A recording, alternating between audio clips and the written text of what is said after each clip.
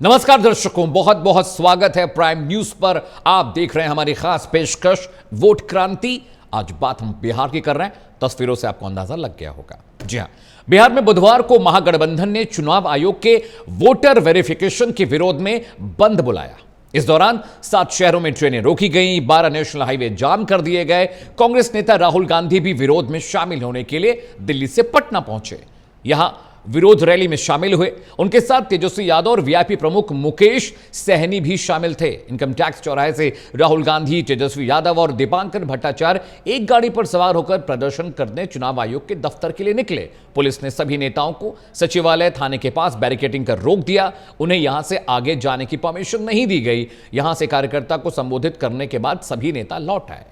बिहार की जो जमीन है, वहां की जो धरती है, पाटलिपुत्र की धरती, बहुत सारे जो क्रांतियां हैं उसकी गवाह रही है। लेकिन बिहार में अब एक नई क्रांति देखने को मिल रही है, जिसे वोट क्रांति का नाम दे रहे हैं हम। लेकिन समझिए कि 8 करोड़ वोटर्स बिहार में हैं। वेरिफिकेशन के लिए इलेक्शन कमीशन ने आदेश दे दिए हैं। विपक्ष का आरोप है करीब 3 करोड़ वोटर्स हैं जो अब वोटर लिस्ट से हट जाएंगे, यानी दलित, पिछड़ा, मुस्लिम और SC ST OB जो वोट है वो अब वोटर लिस्ट से चला जाएगा। और यही सबसे बड़ी मुश्किल कांग्रेस के लिए, आरजेडी के लिए, विपक्षी गठबंधन के लिए। और इसीलिए आज बिहार में इतने बड़े पैमाने पर बंद बुलाया गया।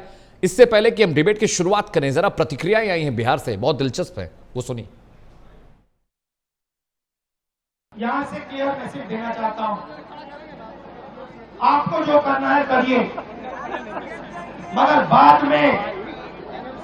बाद में कानून आप पर लागू होगा। भूलिए मत, आप कितने भी बड़े हो, कहीं भी बैठे हो, कानून आपको नहीं छोड़ेगा। मैं आपको गारंटी दे रहा हूं कि कानून आपको नहीं छोड़ेगा। भाजपा की, यूपी की ये जो भर्ती आयोग है, इनकी दादागिरी नहीं चलेगी। बिहार तो बंद ही रहा बहुत साल तक। वो जो 15 साल जंगल राज था उसमें तो बिहार बंद था। अब बिहार खुला हुआ है, बिहार तरक्की के रास्ते पर है, बिहार में विकास की नई गाथा लिखी जा रही है। और इनके पास बिहार सरकार के खिलाफ कोई मुद्दा नहीं है, केंद्र सरकार के खिलाफ कोई मुद्दा नहीं है, क्योंकि बिहार में इतना काम हो रहा है, डेवलपमेंट हो रहा है, बिहार में कानून का राज है। तो इनको ये लगता है कि क्या मुद्दा बनाया जाए, तो इलेक्शन कमीशन को मुद्दा बनाकर आज वहां बिहार बंद का इन्होंने ऐलान कर दिया।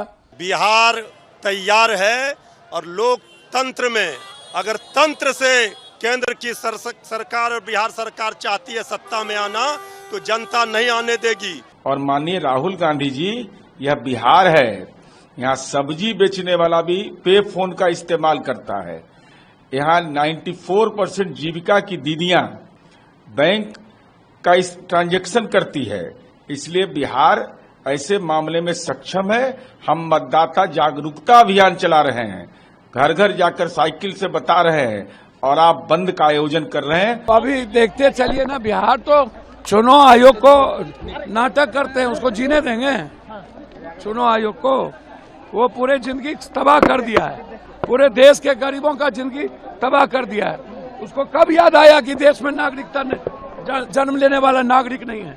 नहीं है। हम जन्म लेंगे, नागरिक नहीं है। अब हमको बताइए, हमको आप तबाह करिएगा? अभी चलिए ना, अभी सैलाब दिखाते हैं। सड़कों पे उतरे हैं लोकतंत्र की रक्षा के लिए, क्योंकि कहा जाता है कि अगर सड़कें सूनी हो जाए तो संसद आवारा हो जाती है, इसीलिए सड़क पे उतरना जरूरी है। अराजकता की स्थिति उत्पन्न हो गई है बिहार में, हाहाकार मचा हुआ है। मैं एग्जेजरेट एक पैसा नहीं कर रहा हूं, अतिरेक में कोई बात नहीं कह रहा हूं। हर अखबार फील्ड स्टोरी कर रहा है।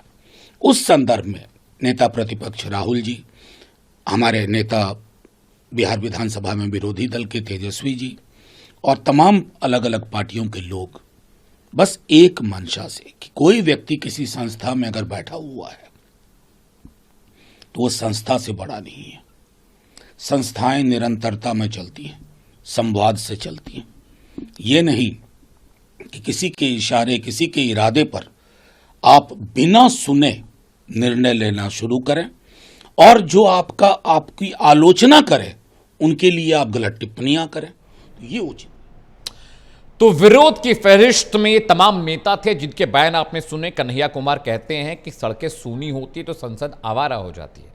अब जरा इनसे पूछिए कि ये किसने लिख के दिया, किस किताब में लिखा है, किस राइटर ने लिख के दिया। हालांकि इनकी अपनी भाषा, अपनी शैली हो सकती है। एक बड़ा पैनल मेरे साथ जुड़ रहा है, स्वागत कीजिए भूपेंद्र यादव का, प्रवक्ता है भारतीय जनता पार्टी के। भूपेंद्र जी बहुत बहुत स्वागत है प्राइम न्यूज पर।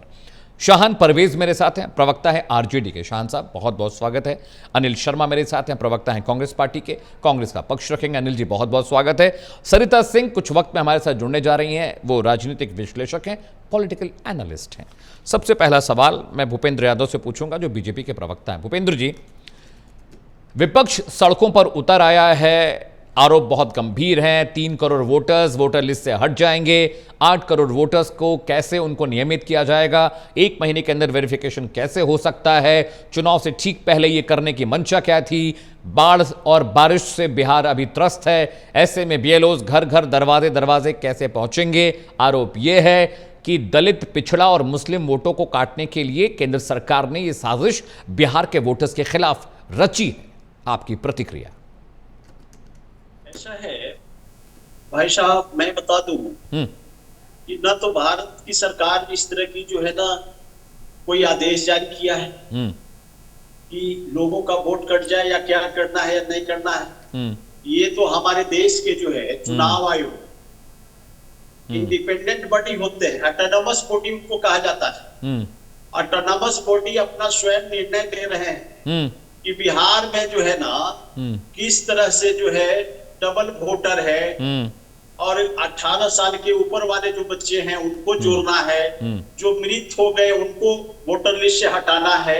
ये तो पुनरीक्षण कर रहे हैं मेरे भाई साहब। अभी लोग आलोचना कर रहे हैं आदरणीय माननीय चुनाव आयोग को। तो चुनाव आयोग को जो है संविधान ने ये पावर दिया कि भाई आप इस तरह का पुनरीक्षण करा सकते हैं। कांग्रेस के रीजन में भी जो है 2003 में हुई थी मेरे भाई। तो कांग्रेस के रीजन में 30 दिन के अंदर में लोग जो है ना वेरिफिकेशन कर चुके थे जी। और ये लोग उस टाइमिंग को बता रहे हैं कि 1 महीना का टाइम बहुत छोटा टाइम है। चलिए मैं मानता हूँ छोटा टाइम है, लेकिन आपको 1 महीना का जो टाइम दिया गया है कि आप अपनी जो है छूटा हुए हैं तो ठीक है, उसको आप प्रूव करिए, उसमें आपका जुड़ जाएगा। और रही बात बिहार की जनता, गरीब गुरबा और पिछड़े का वोट काटने का, तो ये लोग शिगुफा छोड़े हुए हैं रे भाई। बिहार में विपक्षियों के पास कोई मुद्दा नहीं है मेरे भाई साहब। मैं आपको बता दूं, ये लोग के पास कोई मुद्दा नहीं। बिहार अच्छी तरह से जो है ना आदरणीय नरेंद्र मोदी जी के जो है देख रेख में, और बिहार आदरणीय नीतीश कुमार जी और आदरणीय सम्राट चौधरी जी और आदरणीय नित्यानंद राय जी के देख रेख में ये पूरे बिहार तेजी से। अब इन लोगों को लग रहा है कि अरे भाई हमको 65 साल से कांग्रेस को बाहर किया देश की जनता ने जी, और राजद के जो है ना 25-30 सालों से उनको भी बाहर करके रखे हुए हैं। तो ये लोग बौखलाए हुए हैं मेरे भाई। ये आज जो पटना के धरती पर ये जो ये लोग पूरे बिहार में उत्पात मचाए हैं, आप सुने होंगे जहां तहां जो है ना कितने गरीब दुकानदारों को शीशा तोड़ दिया ये लोग, कितने टेम्पू चालक गरीब को ये लोग शीशा तोड़ दिया। ये लोग दुकान में भी लूटपाट किया है, एक आया है न्यूज। तो ये लोग जो है ना उत्पाती पार्टी है रे भाई। बिहार में लोग जनता को न्याय दिलाने के फिराक में नहीं है। ये लोग जो है ना सोच रहे हैं कि कैसे बिहार की भोली भाली जनता को फंसाओ रे भाई जी, इसी तरह इसको लूटो। और इसी के आड़ में लोग इंडी गठबंधन के लोग और खास करके हमारे आदरणीय राजद के leader of opposition Tejashwi ji, इन्होंने इतना आय से अधिक प्रॉपर्टी कमाया बिहार के रिसोर्स को लूट करके कि ये जो है ना बाप बाप किए हुए। ठीक है भूपेंद्र यादव, मैं कांग्रेस के पास जा रहा हूं। ठीक है, ठीक है, बड़ा वक्त है, 1 घंटे की डिबेट है भूपेंद्र यादव, मैं आ रहा हूं, बहुत वक्त है, थोड़ा बचा के रखिए, आगे भी तो बोलने के लिए होगा। मैं कांग्रेस प्रवक्ता के पास जा रहा हूं। अनिल शर्मा, मामला सुप्रीम कोर्ट में पहुंच गया है। राहुल गांधी कहते हैं कि महाराष्ट्र में भी वोटों की चोरी सरकार ने की, बिहार में भी वही फॉर्मूला अपनाया जा रहा है। जब ये मामला सुप्रीम कोर्ट में पहुंच गया है संज्ञान में, फिर सड़कों पर इस तरह से उतरकर बिहार के लोगों को परेशान करना, रेलवे ट्रैक पर खड़े हो जाना, सड़कें जाम कर देना, मारपीट करना, तोड़फोड़ करना, आगजनी करना, जब मामला सुप्रीम कोर्ट पहुंच गया और सभी के संज्ञान में है, तो हिंसक तरीके से या पूरा टर्बुलेंस क्रिएट कर क्या होगा? क्या वोटर्स मान जाएगा? क्या बीजेपी मान जाएगी ये करने से? जी अमित जी, अनिल जी, देखिए बिहार के अंदर जी जितना प्रोटेस्ट हुआ, आपको याद होगा, शायद मालूम हो, कर्मचारियों का एक प्रदर्शन अलग हो रहा, प्रोटेस्ट जी, लेकिन कांग्रेस और जेडीयू को बदनाम करने के लिए, आरजेडी को बदनाम करने के लिए ये भारतीय जनता पार्टी और उसके सहयोगी दलों के लोग किसी भी हद तक जा सकते हैं। रही बात महाराष्ट्र में जो आरोप लगाया वो गलत नहीं लगाया। महाराष्ट्र के अगर मामले की अगर जांच होगी तो निश्चित समझ लीजिए वहां दोषी निकलेंगे जी। इलेक्शन कमीशन के पास जब नेता प्रतिपक्ष गए तो उनका जवाब किस प्रकार का था, जिस पर खुली टिप्पणी की उन्होंने, राहुल जी ने स्पष्ट कह दिया जी कि ये सरकार में आप जो मनमानी कर रहे हैं, आप सीट पर बैठकर निष्पक्ष कार्रवाई करिए, लेकिन आप इस तरह से सोचो तो सरकार तो बदलेंगे। और ये तो नहीं कि हमेशा आपसे कानून से बचते रहेंगे। कानून जिस दिन कानून अपने तरीके से काम करेंगे आप बच नहीं पाएंगे जी। बिहार के अंदर रही बात आगजनी और प्रोटेस्ट के दौरान, ये जो भी जब प्रदर्शन होते हैं तो उसमें कुछ लोग इस प्रकार के होते हैं जो दंडी टाइप के होते हैं जी, और वो उस पार्टी के नहीं होते जिसका प्रोटेस्ट हो रहा होता है। अन्य पार्टी जो उसको बदनाम करने के लिए साजिश रचती है, वो साजिश उन लोगों को बीच में भेजती है और उदम करवा देती है। रही बात वोटर लिस्ट की, वोटर लिस्ट का पुनरीक्षण के मामले की बात अगर है जी, तो ये बहुत बड़ी प्रक्रिया है जी। BLO अपॉइंट होंगे, BLO अपॉइंट होने के बाद पॉइंट बाय पॉइंट अपने पोलिंग स्टेशनों पर बैठेंगे, उसके बाद उनका भ्रमण होगा, एक एक दरवाजे जाकर 1 महीने की कार्रवाई में यह संभव नहीं है जी। एक पोलिंग स्टेशन पर जो BLO बैठेगा और उस BLO के पास कम से कम 2000 वोटर होते हैं और 2000 वोटरों के एक एक घर जाकर पुनरीक्षण करना, और वो भी सीमित समय होता उनके पास, जिसमें बहुत सा समय ये होता उन्हें जिन लोगों को ड्यूटी पर लगाया जाता है वो अपना स्कूल की ड्यूटी भी करते हैं और BLO का भी काम करते हैं जी। अन्य विभाग के लोग लगाए जाते हैं वो अपने विभागों में भी ड्यूटी करते हैं और BLO का भी काम। नहीं अनिल जी, सवाल मेरा था कि रोड पे इस प्रदर्शन से क्या बीजेपी नेता परेशान हुए? क्या इलेक्शन कमीशन परेशान हुआ? परेशान कौन हुआ? बिहार की जनता, जो आपके वोटर्स हैं, जिनके बूते आप सरकार बनाने जाएंगे, जिनके बूते आप पूरी स्ट्रैटेजी प्लान कर रहे हैं और एक नई पार्टी, एक नया मुख्यमंत्री देने की कोशिश में सभी पार्टियां कर रही हैं। परेशान तो आपने बिहारियों को किया ना, बिहार की जनता को किया, दुकानदारों को किया, ट्रैफिक वालों को किया, अस्पतालों को किया, स्कूलों को किया। मैं कह रहा हूं आज जो प्रदर्शन सड़कों पे हुआ, इससे बीजेपी का क्या नुकसान किया आपने? इलेक्शन कमीशन का क्या नुकसान कर लिया? जनता परेशान हुई ना। अनिल जी, सवाल ये था मेरा, मुझे बताइए। बीजेपी को परेशान करना है ना जनता को परेशान करना तो जनता परेशान हुई ना सामान्य तरीके से अनिल जी। प्रदर्शन हुए और प्रदर्शन हमेशा सड़कों पर होते हैं, घरों के अंदर प्रदर्शन नहीं होते।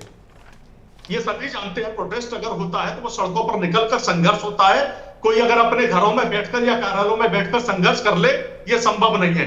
हमने भारतीय जनता पार्टी का इतिहास भी देखा है, हमने ये भी देखा कि भारतीय जनता पार्टी के लोग किस प्रकार से अर्धनग्न होकर, आधे नंगे होकर प्रदर्शन किया करते थे और विभागीय अधिकारियों के घरों पर मेले के मटके फूलने का काम ये करते, घंटे घड़ियाल बजाने का काम करते थे। ये जनता को परेशान करने का सबसे ज्यादा ठीक है काम किया है। शान परवेज के पास जा रहा हूं। सरिता सिंह जी भी मेरे साथ जुड़ चुकी हैं, she is a political analyst. Sarita ji, मैं आपके पास आऊंगा डिबेट के दौरान, लेकिन अभी मैं जा रहा हूं शान परवेज के पास। शान, ये जो आरोप लगा रहे हैं तेजस्वी यादव कि 3 करोड़ वोटर्स हैं जो माइनस हो जाएंगे मेन वोटर लिस्ट से, ये क्या एक सोची समझी प्लानिंग है बीजेपी की, केंद्र सरकार के इलेक्शन कमीशन की? ये आरोप आप लगाते रहे हैं। आरोप ये भी आपने लगाया कि election commission Bharatiya Janata party और आरएसएस की भाषा बोल रही है। एक एपेक्स बॉडी के खिलाफ इस तरह की भाषा, इस तरह के आरोप लगाना, और अगर 1 महीने में ये काम हो जाता है पूरा तो दिक्कत क्या है? और इलेक्शन कमीशन कह रहा है कि हम कर लेंगे। नहीं अमित जी, अभी ये बताने की जरूरत अब नहीं है कि ये काम 1 महीने के अंदर नहीं किया जा सकता। अब इलेक्शन कमीशन स्वतः इस बात को समझदार से समझ चुका है कि इस तरह के पेपर और डॉक्यूमेंट्स की जरूरत नहीं है। उन्होंने अपनी बातें वापस ले ली। अब बीएलओ को आदेश जो है वो दे दिया गया है कि आप जो डॉक्यूमेंट्स मांग रहे हैं उनकी प्रमाण की जरूरत नहीं है। तो फिर अगर जब आप इस बात को रियलाइज कर रहे हैं कि अभी जब विपक्ष और माननीय नेता तेजस्वी यादव जी ने बिहार में पुरजोर जब आवाज उठाया तो यह स्पष्ट हो गया कि इलेक्शन कमीशन ने स्वीकार कर लिया कि इस प्रकार की प्रक्रिया को अभी नजरअंदाज किया जाएगा और जो 11 डॉक्यूमेंट्स की मांग हो रही थी जी उस पे उन्होंने यूटर्न मारा इलेक्शन कमीशन। तो अभी ये बताने की जरूरत ही नहीं है कि ये हो पाएगा या नहीं हो पाएगा। तो चीजें आसान हो गई ना शान भाई, चीजें आसान हो गई ना। अगर डॉक्यूमेंट को लेकर जो नियम कायदा था उसको यूटर्न ले लिया अगर इलेक्शन कमीशन तो आसान हो गया ना सब कुछ। तो मैंने यही कहा ना कि इलेक्शन कमीशन ने यूटर्न मार लिया। अब आपने पूछा कि क्या स्वतंत्र संस्थाओं पर बार बार टिप्पणी करना ये उचित है या सरकारी संस्थाएं जो है जो स्वतंत्र सरकारी संस्थाएं हैं वैसी संस्थाओं पर बार बार टिप्पणी करना ये निश्चित रूप से उचित नहीं है। मैं मानता हूं, इस बात को स्वीकार करता हूं जी। मगर किसी भी स्वतंत्र सरकारी संस्था की भी एक गरिमा होती है अमित जी। आपने जिस प्रकार से जो रूलिंग पार्टी का एजेंडा आपने सेट करने की कोशिश की है जी। और एक बार नहीं अनेक बार जी। अमित जी, हम लोगों को वो दृश्य नहीं भूलना चाहिए। आपने चंडीगढ़ में मेयर वोटिंग का एक वीडियो देखा है क्या जी, जिसमें ऑन कैमरा इलेक्शन कमीशन के द्वारा वोटिंग में छेड़छाड़ किया गया जी, सरकार कब्जा की गई जी, सत्तारूढ़ पार्टी के द्वारा सरकार भारतीय जनता पार्टी के द्वारा सरकार को छीन लिया गया। बाद में कोर्ट गए, सुप्रीम कोर्ट गए और तब इलेक्शन कमीशन से सवाल पूछा गया और तब इलेक्शन कमीशन ने गिल्ट फील किया और सरकार वापस की। क्या ये नहीं हुआ है? तो क्या ये वोटर्स छीनने की 200 साल तो क्या ये वोटर्स छीनने की स्ट्रेटेजी थी? 100-200 साल पहले की बात कर रहा हूं। शान भाई, क्या ये वोटर्स छीनने की कोशिश थी? क्या ये आप ये कह रहे हैं कि बीजेपी ने 3 करोड़ वोटर्स माइनस करने के लिए पूरी स्ट्रेटेजी प्लान की? क्योंकि जो दलित, पिछड़ा और मुस्लिम वोटर है, यादव वोटर है, वो उसके पास इस तरह के कागज नहीं मिलेंगे, वेरिफिकेशन मुश्किल हो जाएगा। तो क्या स्ट्रेटेजी थी कि भाई ये 40% वोट माइनस करो पहले महागठबंधन को हराना है? तो ये कहना चाह रहे हैं? अब आप बिल्कुल सही सवाल पर आ गए कि जिस प्रकार से आपका चैनल, देश का प्रत्येक प्रतिष्ठित मीडिया चैनल इस बात का जिक्र कर रहा था कि बिहार में महागठबंधन की सरकार बन रही है, सबसे लोकप्रिय नेता के रूप में माननीय तेजस्वी यादव जी उभरते हुए सामने आ रहे हैं और मुख्यमंत्री के रेस में माननीय तेजस्वी यादव जी की सानी अभी कोई भी नेता नहीं है। खास तौर से एनडीए के पास चेहरा नहीं है। अरे क्या मतलब, अब आप ये कहेंगे कि चलिए मैं इस सवाल का जवाब भूपेंद्र यादव से लूंगा कि एनडीए के पास चेहरा, एनडीए के पास तो बहुत बड़े बड़े चेहरे बिहार में, मुश्किल ये कि किस चेहरे को एडजस्ट किया जाए। मैं सरिता के पास जा रहा हूं। शान अभी आता हूं बहुत वक्त डिबेट में। सरिता सिंह जी, मेरा सवाल आपसे ये है कि चुनाव आयोग की ये प्रक्रिया बीजेपी का डर था इसलिए शुरू हुई या आरजेडी का डर है कि ये प्रक्रिया शुरू हो गई है तो कहीं चुनाव में बेड़ा गर्क ना हो जाए? क्योंकि 40% वोटर्स हैं जो एससी, एससी, ओबीसी और मुस्लिम और यादव वोटर्स हैं, इनको मिला के करीब 40% वोट बैंक है बिहार में और उनमें से करीब 22-24% आरजेडी को वोट करता रहा है हमेशा। सरिता सिंह जी। जी, मैं बोलना चाहती हूँ कि अजीब बात है कि आज इलेक्शन कमीशन जो है अलग अलग रूल्स लेके आ रही है। जहाँ इलेक्शन कमीशन जो थी वो वोटर समेटने का, पास लाने का काम करती थी, वही आज कहीं न कहीं आप देखेंगे कि ये वोटर कम करने का भी काम कर रही है। जहाँ पे आप देखेंगे कि आधार कार्ड हर जगह चलता था, यहाँ तक कि एयरपोर्ट से लेके, बैंक से लेके हर जगह हमारा जो है आधार कार्ड हमारी पहचान बन गई थी और हम आधार कार्ड चलाते थे। तो आज ये भी है कि आपका आधार कार्ड नहीं चलेगा और आपको अपने माता पिता का प्रमाण पत्र लाया जाएगा, जहाँ पे 1987 से लेके 2004 तक के जितने भी लोग हैं उनको माता पिता का प्रमाण देना पड़ेगा। तो आप बताइए कि पहले के जमाने में तो लोगों को, ज्यादातर लोगों का जन्म हो जाता था, घर में हो जाता था, उनका बर्थ डेट नहीं होता था, बहुत लोगों को तो याद भी नहीं रहता था कि उनका जन्म कब हुआ। तो ऐसे लोग जो है अपने माता पिता का बर्थ डेट या प्रमाण पत्र कहाँ से लाएंगे? ठीक है, अभी कुछ लोग जमा कर लेंगे, लेकिन अगर पिछला देखेंगे आप तो कहाँ से लाएंगे?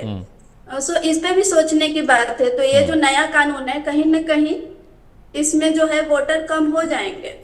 पहले जो था वोटर आईडी कार्ड से हम लोग वोट देने जाते थे, लेकिन अभी जितना झमेला हो जाएगा कि महीने भर का भी अगर आप टाइम देते हैं तो कहाँ से, जो गरीब इंसान है जो 2 वक्त की रोटी बहुत मुश्किल से कमाता है, तो वो 2 वक्त की रोटी कमाएगा, अपने बच्चों का पेट भरेगा, या फिर वो अपना प्रमाण पत्र बनाते बैठेगा, या फिर इलेक्शन कमीशन का जो मांग है वो पूरा करने। लेकिन सरिता सिंह जी, बाकी राज्यों में इलेक्शन कमीशन की प्रक्रियाएं बिल्कुल सक्सेसफुली हुई हैं और चुनाव आयोग ने बहुत सारे राज्यों में एक महीने 2 महीने के अंदर पूरे वोटर लिस्ट को सही भी किया है और लाखों वोटर फर्जी और नकली निकले। फॉर एग्जांपल, मैं आपके पास से अभी भूपेंद्र यादव के पास जा रहा हूँ। एक बात मुझे कहनी थी आपसे कि बहुत सारे बुजुर्ग हैं जो इस दुनिया में नहीं रहे, वोटर लिस्ट में वो भी हैं। बहुत सारे बच्चे जो 18 साल के इस साल हो रहे हैं, जो इस साल वोट कर सकते हैं, वो नहीं है। उनके बारे में भी तो सोचने वाला एक पहलू है कि जो नए वोटर्स हैं वो जुड़ नहीं पा रहे हैं, पुराने वोटर्स जो मर चुके हैं, जिनका देहांत हो गया है, वो भी अभी लिस्ट में है। बहुत सारे घुसपैठिए बॉर्डर से जो बिहार के अंदर घुस गए हैं,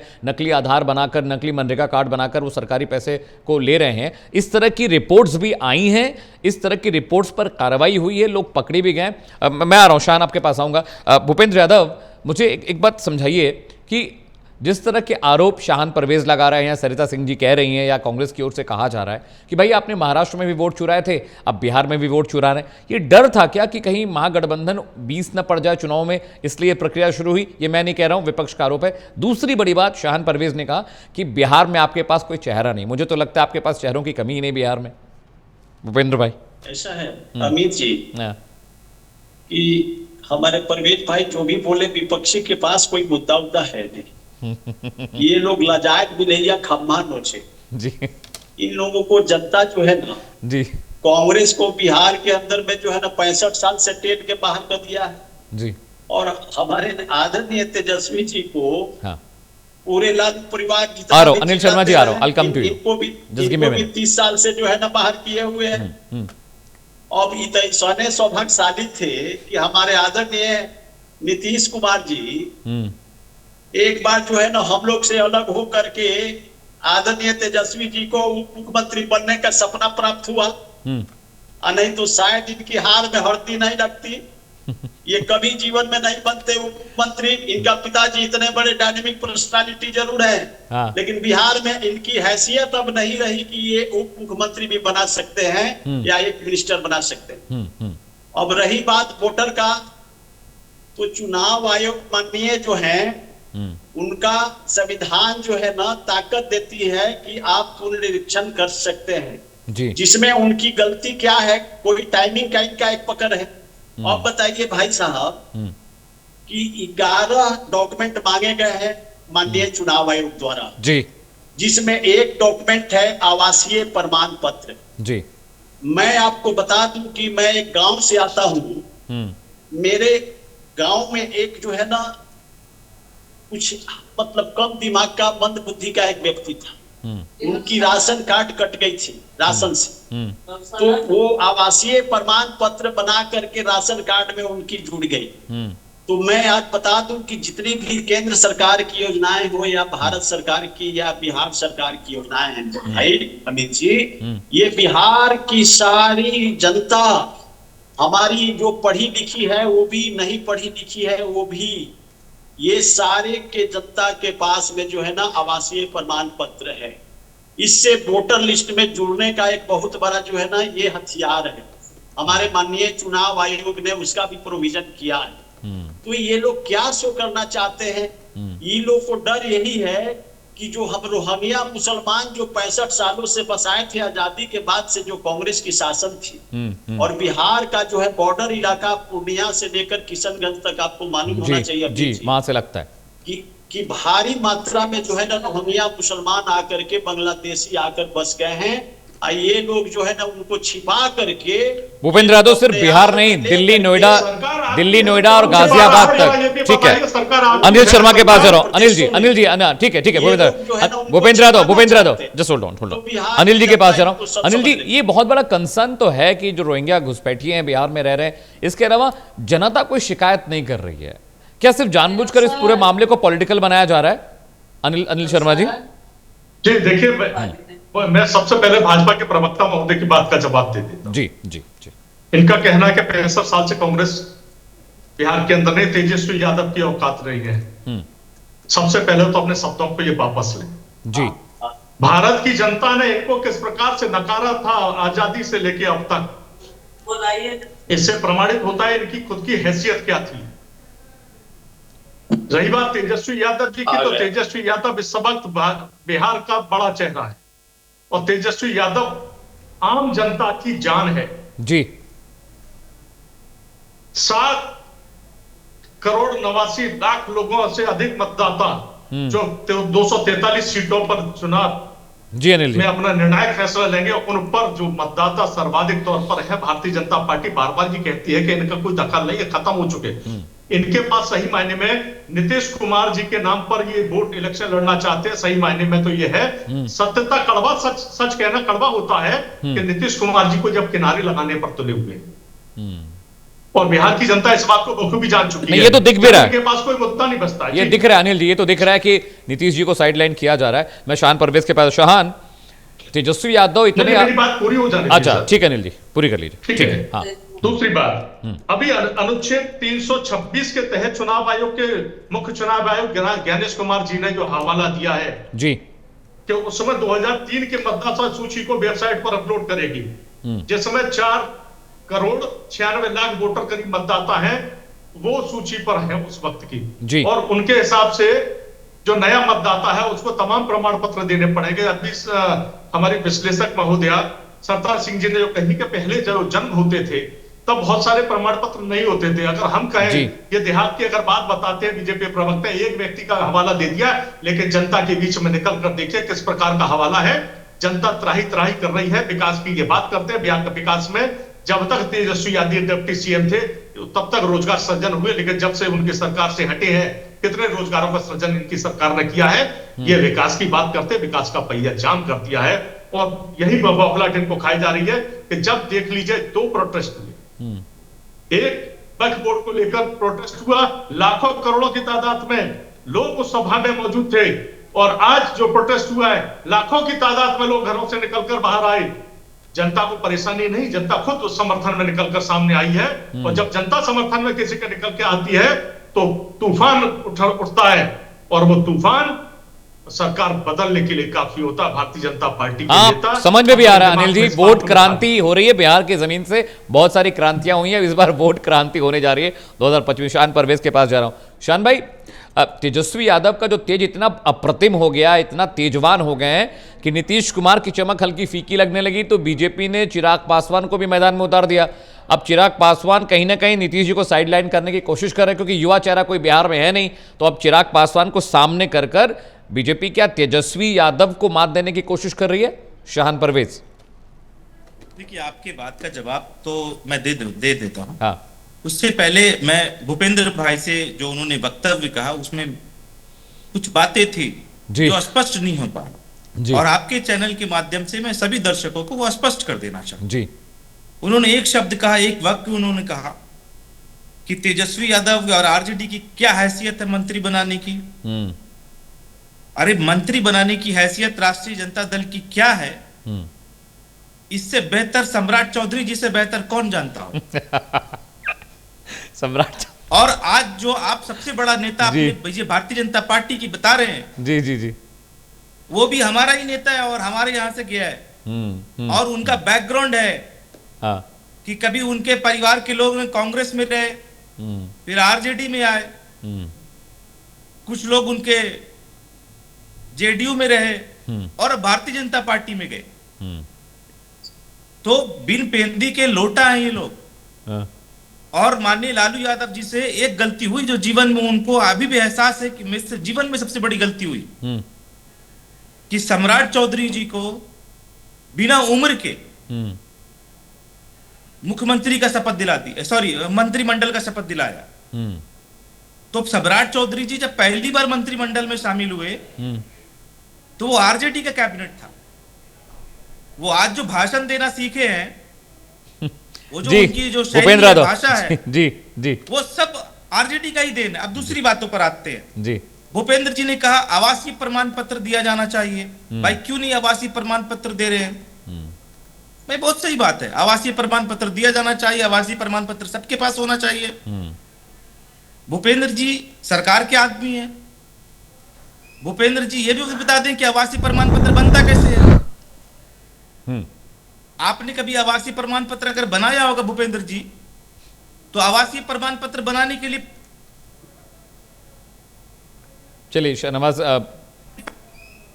उनके पास दोबारा जाएंगे। भूपेंद्र यादव जवाब दीजिए, भूपेंद्र यादव जवाब दीजिए।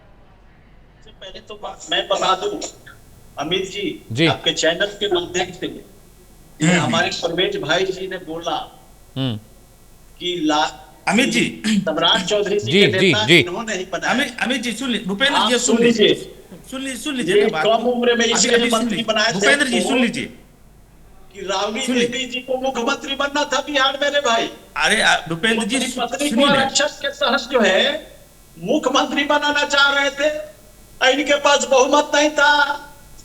ये कोई सुनिए ना भूपेंद्र जी, सम्राट चौधरी जी को। ठीक है भूपेंद्र यादव सुन लेते हैं शाहन की बात पूरी हो जाए।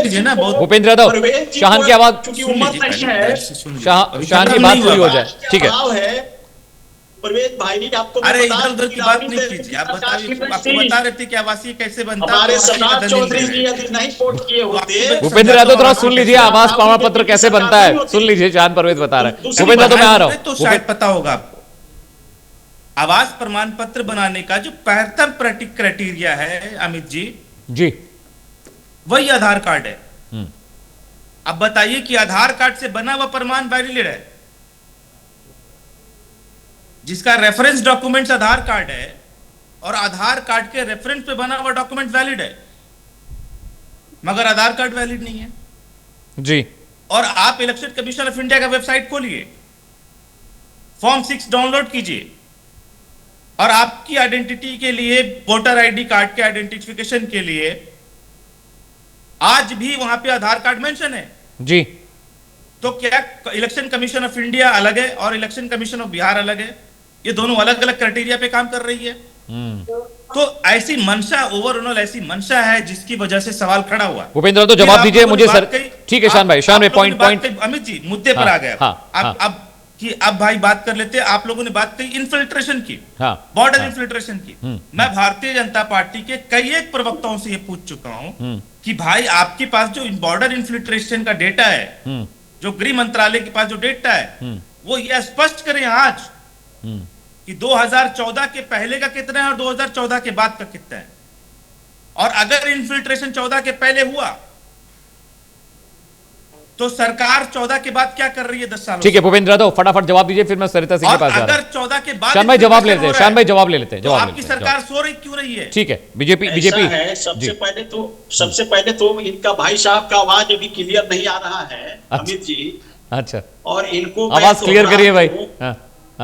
इनको मैं दोहरा दूं परवेज भाई को कि हमारे आदरणीय नेता सम्राट चौधरी जी इनके दुआ से नहीं बने थे। ये कहते हैं कि मेरे पिताजी भी लालू जी की कृपा से ही बने थे। ये सम्राट चौधरी जी छोड़ लीजिए, तो छोटी बात मैं कर रहा हूं। उनके पिताजी शकुनी चौधरी भी लालू जी की कृपा से ही मंत्रिमंडल में थे। इनके पास में कोई डिबेट करने, इस जो जाम किया है लोग पूरे पटना को, और उसमें देखे होंगे अमित जी कि राहुल गांधी जी बोले थे और हमारे आदरणीय तेजस्वी जी कि पैदल मार्च करेंगे, तो ट्रक मार्च निकाल लिए और उसमें कन्हैया को बाह पकड़ के ट्रक पर से फेंक दिया है लोग। आप देखे होंगे जी। ये इनको इतनी जलन है बिहार के प्रतिभा से जी, ये पूरे बिहार की जनता जानती है। ये अश्विनी चौबे जी जैसे बड़े सीनियर नेता का जो परिवार है, ब्राह्मण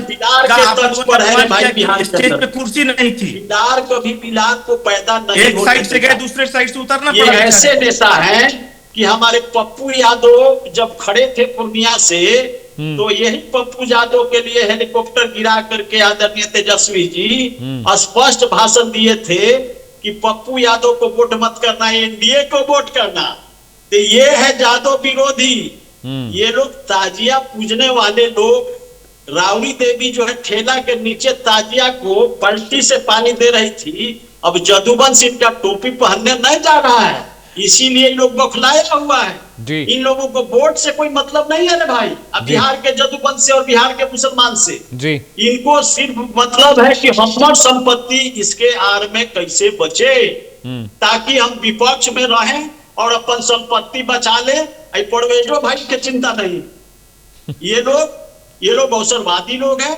बिहार की जनता समझ गई है 2025 में इनको वोट के चोट दे करके देखिएगा, फिर पुनः बाहर ठीक है करेगा। सरिता सिंह जी, ठीक है। 2010 की स्थिति में ही लोग आने जा रहे हैं। Point taken Bhupendra. सरिता सिंह जी, एक बहुत गंभीर मसला है, चाहे वो यूपी हो, चाहे बिहार हो, चाहे राज्य के अन्य प्रदेश हो।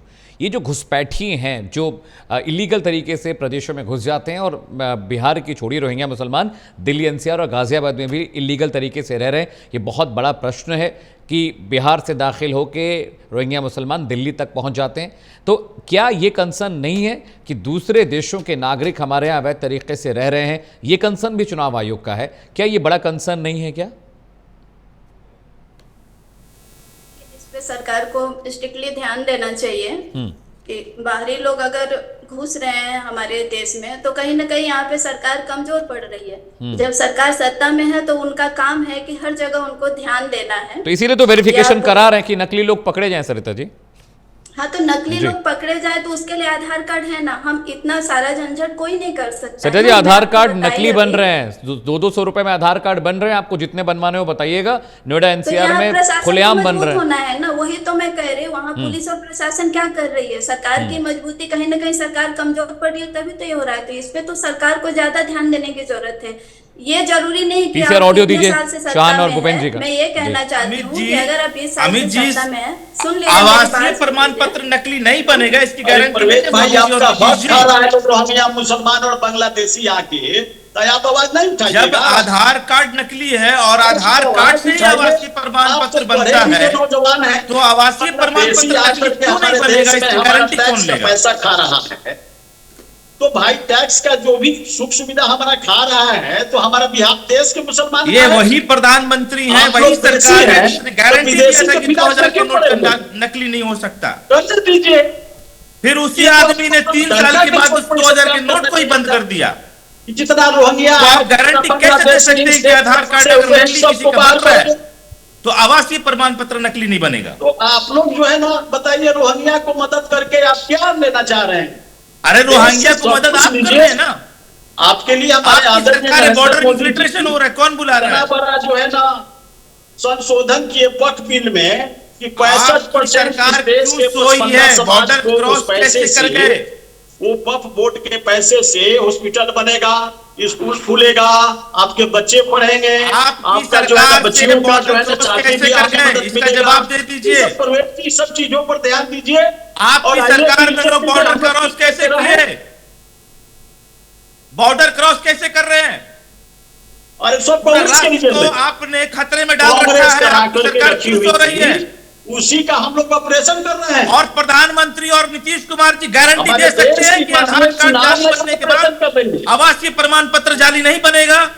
इतने देश में रोहिंग्या और बांग्लादेशी प्रवेश कर गए हैं, तो आप क्यों सो रहे हैं? हमारे माननीय चुनाव आयोग आप डेटा क्यों नहीं देते? जो है ना, ये खुफिया रिपोर्ट है मेरे भाई। कहाँ पे है? आपके पास डेटा है तो क्यों उसको नहीं पकड़ रहे? तो लालू जी का पार्टी तो सही डूब गया, अब क्या डुबाइएगा? अरे भाई, कोई बात करते हैं हसुआ के बिहार में खुफी का गीत मत गाइए आप भूपेंद्र जी बैठ के। सब समझ गई है। और आप क्यों इतनी चिंता हो रही है, तो आप बताइए ना। देश की अस्मिता, अखंडता और सुरक्षा का सवाल है। खाता न वही जो लालू यादव कहेंगे सही नहीं, जो मोदी कहे वही सही। बिहार का जदुमत पढ़ लीजिए। आपने कहा नोट नहीं जाली होगा, बिहार के नोट बंद कर दिया। लोग आशा छोड़िए। आपने कहा टेररिज्म का कमर टूट जाएगा, आतंकवादी हमला हो रहा है। ताजिया जदुमस ताजिया पूजेगा नहीं। रोहिंग्या मुसलमान बिहार का जदुमस जो है मार्शल कम्युनिटी का है, और यह मार्शल कम्युनिटी जो है लालू जी 15 सालों में मार्शल देश का घोड़ा बढ़ा दिए थे। अब हम लोग जदुवंश एकदम टाइट है, और हम लोग चूंकि हिंदू हैं और सनातनी हैं, तो हम लोग अब सनातनी को ही आपसे नहीं होगा। पूरे देश के अंदर ठीक है अनिल शर्मा जी, अनिल शर्मा जी, अनिल शर्मा जी, ठीक है भूपेंद्र यादव, ठीक है शान परवेज भी, आप भी जो कह रहे हैं वो पॉइंट वैलिड है, लेकिन अनिल शर्मा जी बहुत गंभीर विषय है। देखिए राहुल गांधी ने आरोप लगाया कि महाराष्ट्र में वोटों की चोरी हुई, अब बिहार में वही पैटर्न केंद्र सरकार करने जा रही है। बहुत गंभीर मसला है। बात ये 3 करोड़ वोटर्स का नहीं है, उनके संवैधानिक अधिकारों का भी है। तो ये कैसे इंश्योर होगा कि जो सरकार कर रही है वो सही है या गलत, विपक्ष जो मांग कर रहा है वो सही है या गलत, ये आइडेंटिफाई कैसे होगा? कैसे पता चलेगा कि जो आरोप राहुल गांधी लगा रहे इलेक्शन कमीशन ऑफ इंडिया पर कि हमारे नेता मिलने गए, उन्होंने मुलाकात नहीं की, बाहर बिठा कर रखा, कहा कि हर पार्टी से केवल 2 प्रतिनिधि मिल सकते हैं, इस तरह की तमाम बातें पब्लिक डोमेन में भी है और खबरों में भी है। लेकिन ये बहुत गंभीर आरोप है इलेक्शन कमीशन पर कि महाराष्ट्र में भी चोरी हुई, अब बिहार में वही पैटर्न आप मार रहे हैं। ये क्या प्रूफ क्या है, सबूत क्या है? अगर कोई पूछे कांग्रेस पार्टी से तो कैसे इसको साबित करेंगे अनिल जी? देखिए सबसे बड़ी बात है, मैं आपको बहुत अभी रोहिंग्या मुसलमानों पर बहुत बड़ी बात कर रहे थे, एक छोटा सा एग्जाम्पल बता दूं आपको। जी बताएं। आगरा नगरी में बीजेपी के नेताओं के द्वारा बांग्लादेशी घुसपैठियों को हवन यज्ञ करके घर वापसी कराई और कहा गया कि इनकी घर वापसी हो रही है, ये पहले भटक गए थे फिर अपने घर वापस आए, हिंदू बनाए। और कुछ समय बाद ही उन्हीं के खिलाफ आगरा एसएसपी, जब आगरा कमिश्नरेट नहीं था तो वहां के एक विधायक जो इस समय सरकार में मंत्री हैं, एसएसपी के पास जाते हैं और ये कहते हैं कि ये बांग्लादेशी घुसपैठी है, इनको अरेस्ट कीजिए। तो बड़ा प्रश्न खड़ा होता है भारतीय जनता पार्टी के ऊपर, अगर वो रोहिंग्या मुसलमान थे तो उनको गृह प्रवेश कराने वाला, घर वापसी कराने वाला व्यक्ति आज राज्य मंत्री का दर्जा प्राप्त किए हुए उत्तर प्रदेश सरकार में, और वो जो व्यक्ति उनको बांग्लादेशी घुसपैठी कहकर बंद कराने की एसएसपी से गुहार लगा रहे थे, वो कैबिनेट मिनिस्टर है उत्तर प्रदेश सरकार में। तो पहले तो ये तय कर ले कि बांग्लादेशी घुसपैठी थे तो अरेस्ट किसको करा रहे थे, और अरेस्ट अगर उन्हें बांग्लादेश घर वापसी फिर किसकी करा रहे थे। समझ नहीं आता Bharatiya Janata party double game क्यों खेलना चाहती है। जी ठीक है, रही बात वोटरों की, मैं आपको बहुत छोटा सा एग्जाम्पल बता दूं, आंखों देख के हाथ। जी अनिल जी, तत्कालीन समय पर एक समय आप वोटर लिस्ट में किससे पहचान करेंगे? फोटो से, आइडेंटिटी कार्ड से। वहां बैठे हुए जो कर्मचारी हैं, आप छोटा सा एग्जाम्पल और बता दूं कि तमाम सरकारी महकमों में राष्ट्रीय स्वयं सेवक संघ के कर्मचारी जो कार्यकर्ता हैं वो कर्मचारी बनकर बैठे हुए हैं। चूंकि वो राष्ट्रीय स्वयं सेवक संघ रजिस्टर्ड संगठन नहीं है, भाजपा का मदद संगठन होने की वजह से उनके जो कर्मचारी है वो कर्मचारी उन विभागों में बैठे हुए हैं और तमाम आरएसएस के पदों पर पदाधिकारी, वो एक ऐसा सिस्टम बनाए हुए हैं कि वो जी उस व्यवस्था को गड़बड़ करने में पूरी भूमिका निभाते हैं। वोटर लिस्ट पर जो काम होता है, बीएलओ जब क्षेत्र में जाता है उसको कब्जे में ले लेते हैं इनके लोग, उसको वही अपने ठिकानों पर बिठाकर उनसे वोटर लिस्टों पर काम करवा देते हैं। सही मायने में जो वोट घटना है या बढ़ना है उसकी वास्तविकता बिल्कुल छिपाई जाती है, पारदर्शिता के साथ काम नहीं होता है। यही वजह है कि जब हमने इन चीजों को देखा, हमारी पार्टी के लीडरों ने देखा, जगह जगह से शिकायतें पहुंची, तो इस पर प्रश्न चिन्ह लगा। आप ये कह रहे हैं अनिल जी कि इलेक्शन कमीशन का काम करने वाले लोग आरएसएस के कार्यकर्ता हैं? आप ये कह रहे हैं कि आरएसएस नहीं, इलेक्शन कमीशन जब काम करता है तो इलेक्शन कमीशन जो जितने भी पीठासीन अधिकारी या मतदान अधिकारी जो बनाता है वो अलग से विभाग से नहीं लाता जी। चुनाव आयोग का कोई अलग से विभाग नहीं है जी, चाहे वो शिक्षा विभाग के हो, नलकूप विभाग के हो, राशन विभाग के हो या किसी पीडब्ल्यूडी विभाग के या अन्य किसी विभाग के। इन विभागों से कर्मचारी बुलाए जाते हैं, उनको ड्यूटी पर लगाया जाता है। नहीं तो ये बहुत गंभीर आरोप है ना कि अगर इलेक्शन कमीशन आरएसएस की बात की, मतलब आरएसएस के लोग वहां बैठे हुए हैं, इलेक्शन कमीशन बुला रहा है, मतलब आप जांच करवा लीजिए। एक बहुत गंभीरता का विषय मैं बता दूं, जांच करवा लीजिए। कांग्रेस के रीजन में ये लोग सेवा दल के लोगों को रखते थे, इसीलिए इनको याद आ रही है। अमित जी खड़े हो जाए, उनको ये मालूम पड़ जाएगा कि किन किन विभागों में काम करते हुए जो सीटों पर बैठकर सरकारी नौकरी पर है वो आरएसएस की शाखा अटेंड करते हैं, आरएसएस के पदाधिकारी भी हैं। दूध का दूध, का पानी का पानी हो जाएगा। अमित जी आप गाय बढ़ाइए ना। आ रहा हूँ शान भाई, आ रहा हूँ, शान परवेज आ रहा हूँ, आपके पास आ रहा हूँ। इलेक्शन कमीशन ने स्वयं स्वीकारा है कि बीएलओ के साथ साथ सहयोगी वॉलंटियर्स लगाए जाएंगे। जी, तो माननीय तेजस्वी यादव जी ने इस बारे में प्रश्न उठाया है कि वॉलंटियर्स कौन होंगे। अमित जी, परवेज भाई की आवाज नहीं आ रहा है। तो अनिल जी जो कह रहे हैं वो पीसीआर परवेज जी की ऑडियो नहीं जा रही है, भूपेंद्र जी स्वयं स्वीकार रहे हैं कि वॉलंटियर्स। जी जी करवा रहे हैं सर, ऑडियो करवा रहे हैं। हाँ, परवेज भाई को सुधरवाइए थोड़ा ऑडियो। आवाज सुधरवानी है कि उन्हें सुधरवाना है?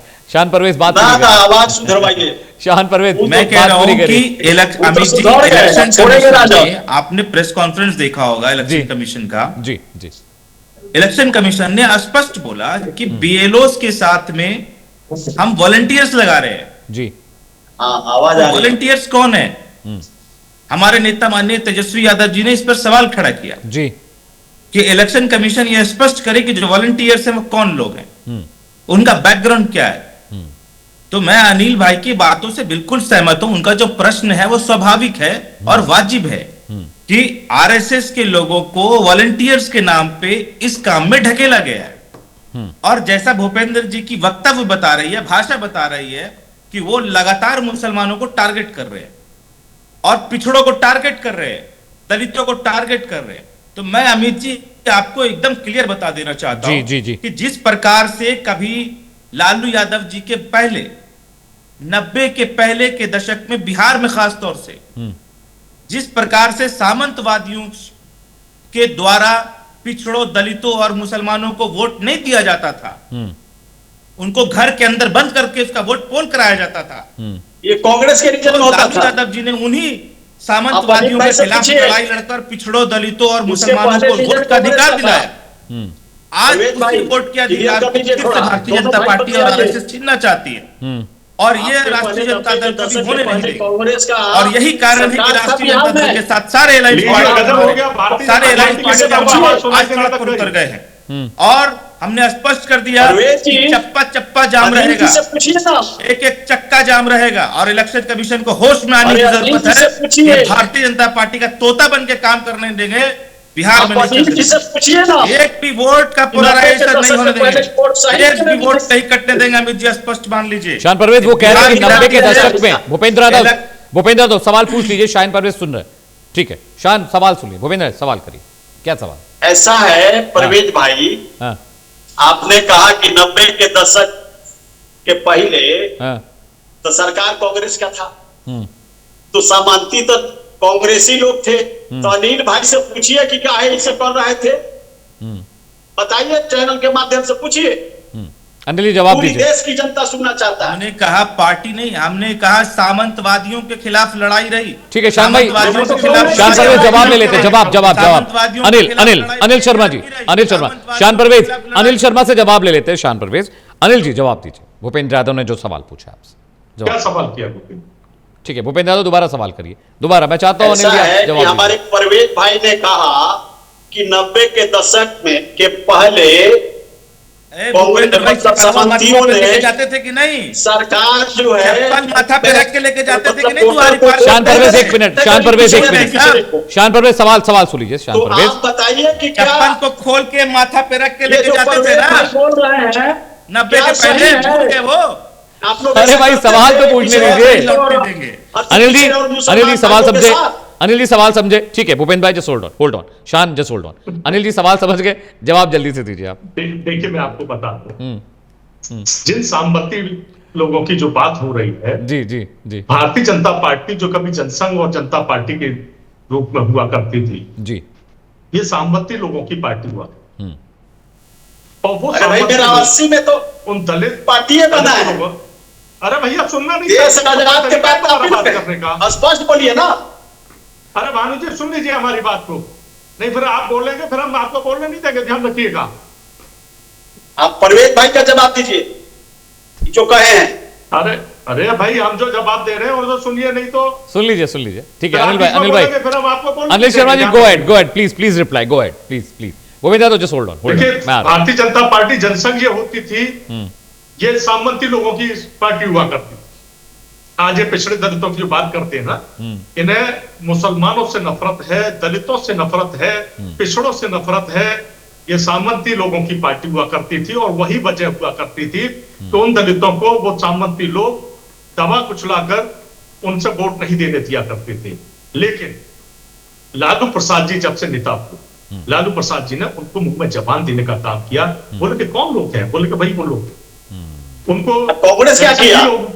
उन्हें संघी लोग कहा जाता था, उन सहमति लोगों। कांग्रेस क्या किया? दबा कर रखना। अभी पूछना चाहते हैं, शासन आपकी थी 90 के पहले, ये तो बताइए कि कांग्रेस क्या किया अभी तो आप कह रहे हैं समाप्ति के खिलाफ। नहीं, फिर आप बीच में बोलेंगे, मजा नहीं आएगा, ध्यान रखिएगा। अभी कह रहे थे 65 साल से कांग्रेस की सरकार नहीं, किसकी सरकार थी भाई? 70 साल के गीत गाते गाते आपको ये याद होगा 70 साल तक आपकी 35 साल आप बिहार पर थे महाशय। अरे हम इसके बाद हमारे आदरणीय लालू जी आपको मटिया में करके आए 1990 में, आपने कितनी और भाजपा के समर्थन से जो है 1990 में आदरणीय लालू प्रसाद जी जो है ना मुख्यमंत्री बने। आप लोग राजनीति नहीं जानते हैं तो याद कर लीजिए।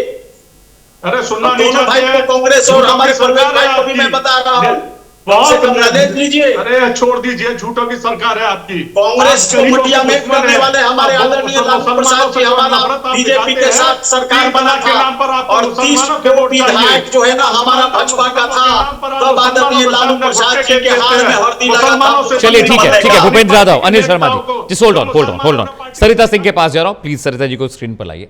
सरिता जी, आप एक पॉलिटिकल एनालिस्ट हैं, बतौर पॉलिटिकल एनालिस्ट ये जो प्रक्रिया हो रही है जिसका विरोध विपक्ष कर रहा है, जिसे सही साबित करने की कोशिश में केंद्र सरकार लगी हुई है, बतौर एनालिस्ट बिहार में इस प्रक्रिया का क्या असर वोटर्स के दिमाग पर, उनके जहन पर पड़ने वाला है? नुकसान किसका होगा, फायदा किसका होगा? आपको क्या दिखाई दे रहा है चुनाव आयोग के इस फैसले का? सरिता सिंह।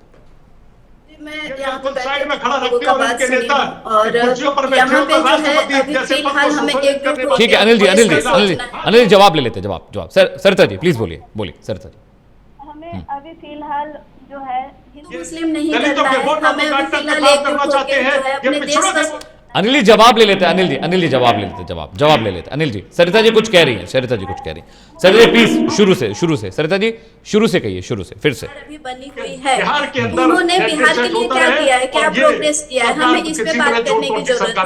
और जो रूल चल रहा था, जो वोटर ID कार्ड चल रहा था हमारा, और जो आधार कार्ड चल रहा था, मुझे लगता है कि उसी के बेसिस पे अगर वोट हो तो ज्यादा अच्छा है, नहीं तो काफी वोटर्स कम हो जाएंगे और जनता इसमें ज्यादा परेशान हो रही है, जहाँ तक हम लोग देख रहे हैं। नुकसान किसका है, बीजेपी या महागठबंधन? एनडीए नुकसान किसका है, एनडीए महागठबंधन? एक लाइन में जवाब दीजिए। देखिए इसमें सबका नुकसान है। इसमें अगर आप इतना सारा बोलिएगा कि डॉक्यूमेंट्स लाना है और आपको प्रमाण पत्र लाना है, तो वोटर ऑलरेडी कम होने ही वाला है, किसी भी पार्टी में ये कम होने ही वाला है।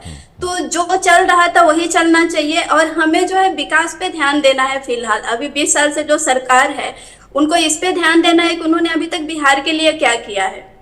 प्रमाण पत्र पे इससे पहले मैंने आपको बताया है, सुनिएगा मेरी बात, कि अब पिछले मतलब जो बहुत पहले के लोग थे उनका जो है ID प्रूफ नहीं होता था, जन्म प्रमाण पत्र नहीं होता था। आज भी आप देखेंगे कि बिहार में इतना प्रोग्रेस नहीं हुआ है कि अगर आपको कोई औरत की डिलीवरी हो रही है तो आपको तुरंत एम्बुलेंस नहीं मिलता है, तरीके का हॉस्पिटल नहीं है जहां पे तुरंत पहुंचाया जाए। तो आज के टाइम में भी मैं बोलूंगी कि बिहार में आज भी बच्चे कहीं न कहीं घर पे जन्म हो जाते हैं।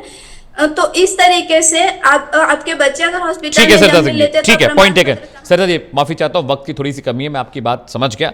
भूपेंद्र यादव बहुत बहुत शुक्रिया, अनिल भाई आपका बहुत बहुत शुक्रिया, शाहन परवेज बहुत बहुत शुक्रिया डिबेट में आने के लिए। लेकिन बिहार को लेकर एक बड़ा मसला ये भी बिहार का है कि देखिए क्रांति वोटों की हो रही है, बात हो रही है वोट कटने पे, बात हो रही है वोट जुड़ने पे, लेकिन जनता परेशान हो रही है। मुझे ये समझ में नहीं आ रहा है कि अगर दिक्कत जनता को होगी तो जनता खुद ब खुद बताएगी, लेकिन नेता ज़्यादा इसको बढ़ा चढ़ा कर दिखा रहे हैं, या ये भी हो सकता है कि सरकार इसका बहुत जो पॉजिटिव साइड दिखा रही है कहीं वो भी बहुत ज़्यादा ना हो। लेकिन हम लगातार बिहार पर एक स्पेशल सीरीज़ कर रहे हैं जिसका नाम है बाहुबली बिहार, चुनाव है सरकार। हमारे सोशल मीडिया पर हर रोज़ मैं चुनावी विश्लेषण लेकर आता हूं। आप हमारे सोशल मीडिया पर प्राइम न्यूज़ के उसे जाइए, देखिए। अगर कोई सवाल है, कोई जवाब चाहते हैं, किसी विशेष विषय पर आपको जानकारी चाहिए, किसी नेता के बारे में कोई जानकारी चाहिए, वहां पर हमें टैग करिए, हमें बताइए और आपके लिए हम वो वीडियो बनाएंगे। अभी के लिए फिलहाल इतना है, रुकना छोटे से ब्रेक के लिए कहीं जाएगा नहीं। प्राइम न्यूज़ पर खबरों का सिलसिला लगातार जारी है।